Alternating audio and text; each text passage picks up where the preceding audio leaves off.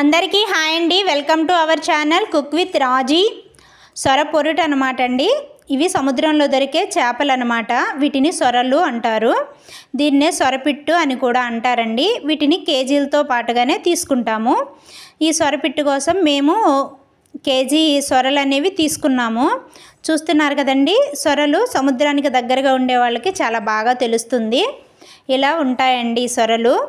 వీటిని ముందుగా మనం మామూలు చేపలు ఏ విధంగా అయితే వాష్ చేస్తామో సేమ్ అదే ఒక ప్రాసెస్లో వాష్ చేసుకోవాలి, పీసెస్గా కట్ చేసుకోవాలి. అదేవిధంగా వీటిని వాష్ చేసిన తర్వాత ఇదిగోండి చూస్తున్నారు కదా, ఈ సైడ్కి ఇలా 1 by 1 అన్నీ కూడా నీట్గా క్లీన్ చేసుకుని పీసెస్ చూస్తున్నారు కదా, ఈ విధంగా కట్ చేసుకోవాలన్నమాట. కట్ చేసుకున్న తర్వాత కూడా మరలా మనం వీటిని ఎంచక్కా వాష్ చేసుకోవాలి. ఈ విధంగా వాష్ చేసుకుని చూస్తున్నారు కదా, మామూలు చేపలు ఏ విధంగా అయితే వాష్ చేస్తామో సేమ్ అలానే మనం నీట్గా వీటిని క్లీన్ చేసుకోవాలన్నమాట. ఈ పీసెస్ అనేవి తీసుకుని సైడ్కి మరలా వాటిని మనం ఉడకబెట్టుకోవాలన్నమాట అండి.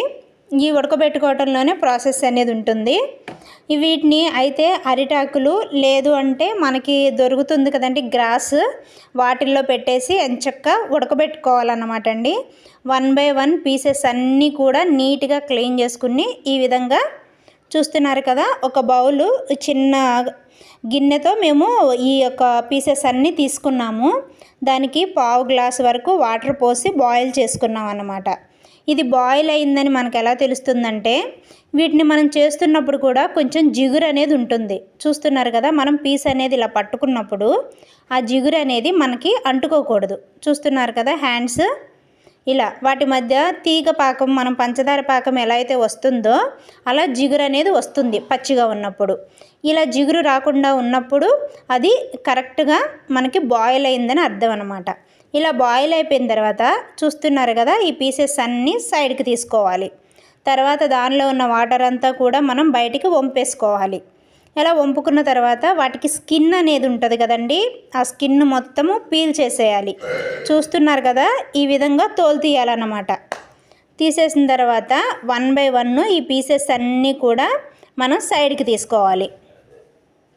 చూస్తున్నారు కదండి, స్కిన్ ఇది హెడ్ అనమాట. వీటికి తోక, టెయిల్ అనేది అన్నీ కూడా ఉంటాయండి.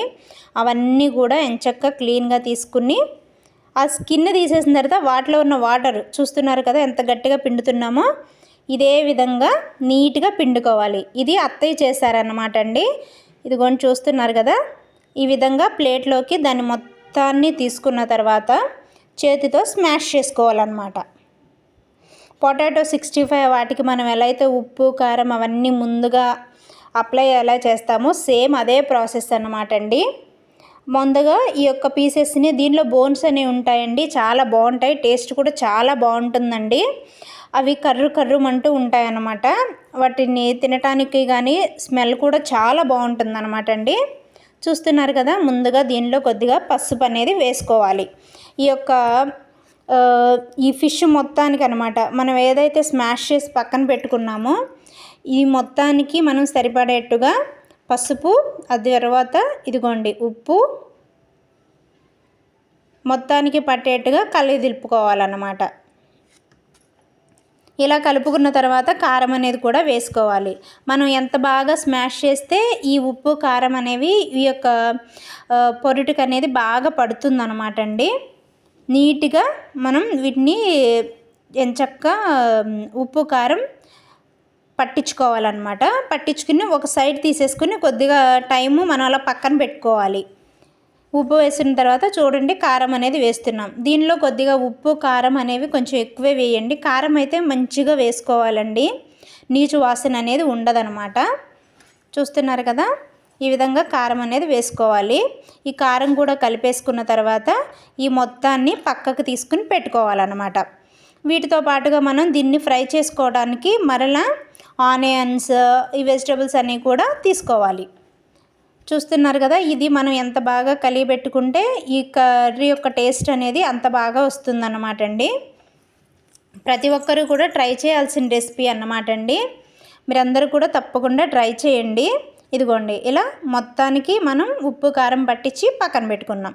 చూస్తున్నారు కదా, కొత్తిమీర, ఆనియన్స్, పచ్చిమిర్చి, ఇది ఉల్లిబంద అనమాట అండి. ఇవి మనం కొంచెం ఎక్కువగా వాడితే బాగుంటాయి. ఇలా ఆనియన్స్, ఆ తర్వాత పచ్చిమిర్చి కట్ చేసి సైడ్కి తీసుకోవాలి.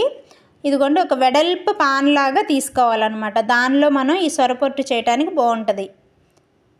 చూస్తున్నారు కదా, ఆనియన్స్, కొత్తిమీర, ఉల్లిబందు మనం ఫస్ట్గా బాయిల్ చేసేసుకోవాలి, ఫ్రై చేసుకోవాలి.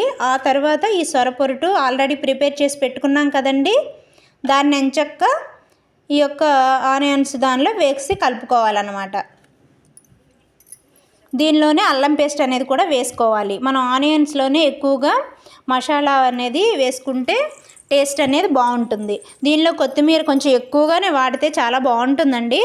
దగ్గర కేజీ వరకు ఉంది కాబట్టి ఆనియన్స్తో పాటుగా మనం ఉల్లిబందు, కొత్తిమీర ఎక్కువ వేసుకుని బాగా ఉడకబెట్టుకోవాలన్నమాట. ఎంత ఎక్కువగా ఫ్రై చేస్తే అంత టేస్ట్ వస్తుంది. ఇది మనకి ఫ్రై అయినప్పుడు నూనె అనేది మంచిగా పైకి వచ్చేస్తూ ఉంటుందండి. చాలా బాగుంటుంది. చూస్తున్నారు కదా, అడుగంటేస్తూ ఉంటుందన్నమాట.